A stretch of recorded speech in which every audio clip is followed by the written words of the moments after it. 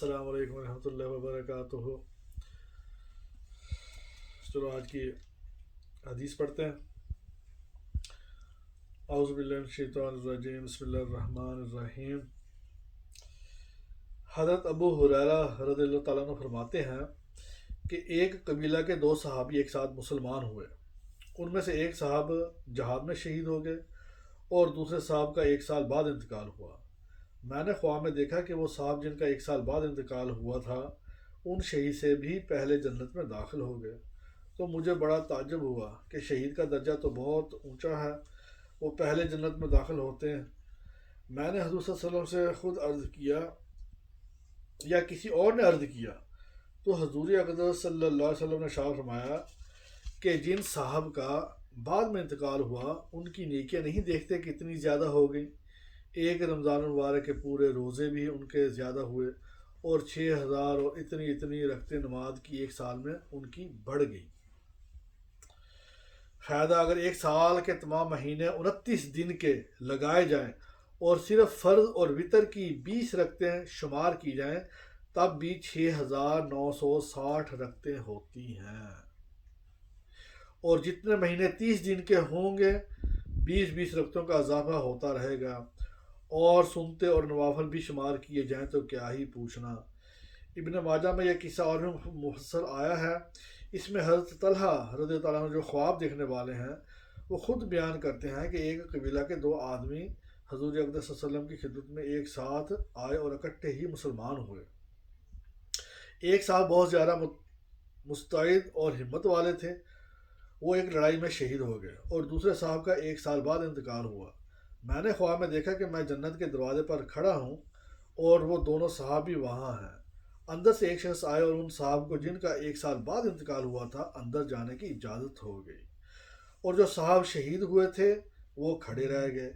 تھوڑی دیر بعد پھر اندر سے ایک شخص آئے اور ان شہید کو بھی اجازت ہو گئی اور مجھ سے کہا کہ تمہارا ابھی وقت نہیں آیا، تم واپس چلے جاؤ۔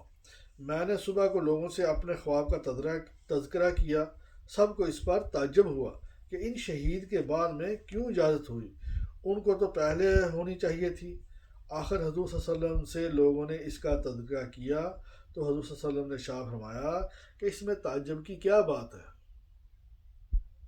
لوگوں نے عرض کیا یا رسول اللہ، وہ شہید بھی ہوئے اور بہت زیادہ مستعد اور ہمت والے بھی تھے، اور جنت میں یہ دوسرے صاحب پہلے داخل ہو گئے۔ حضور صلی اللہ علیہ وسلم نے ارشاد فرمایا کیا انہوں نے ایک سال عبادت زیادہ نہیں کی؟ عرض کیا بے شک کی۔ ارشاد فرمایا کیا انہوں نے پورے ایک رمضان کے روزے ان سے زیادہ نہیں رکھے؟ عرض کیا گیا بے شک رکھے۔ ارشاد فرمایا کہ انہوں نے اتنے سجدے ایک سال کی نمازوں کے زیادہ نہیں کیے؟ عرض کیا گیا بے شک کیے۔ حضور صلی اللہ علیہ وسلم نے فرمایا پھر تو ان دونوں میں آسمان و زمین کا فرق ہو گیا۔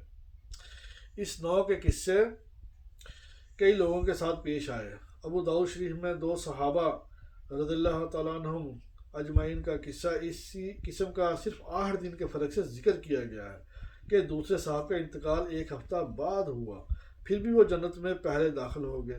حقیقت میں ہم لوگوں کو اس کا اندازہ نہیں کہ نماز کتنی قیمتی چیز ہے۔ آخر کوئی تو بات ہے کہ حضور اقدس صلی اللہ علیہ وسلم نے اپنی آنکھوں کی ٹھنڈک نماز میں بتلائی ہے۔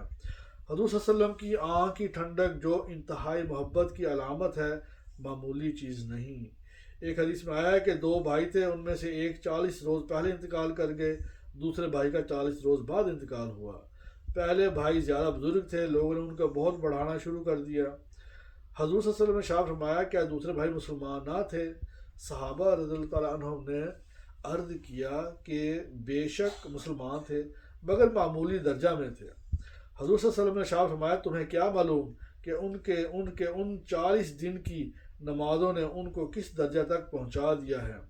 نماز کی مثال ایک میٹھی اور گہری نہر کی سی ہے، جو دروازہ پر جاری ہو اور آدمی 5 دفعہ اس میں نہاتا ہو تو اس کے بدن پر کیا میل رہ سکتا ہے؟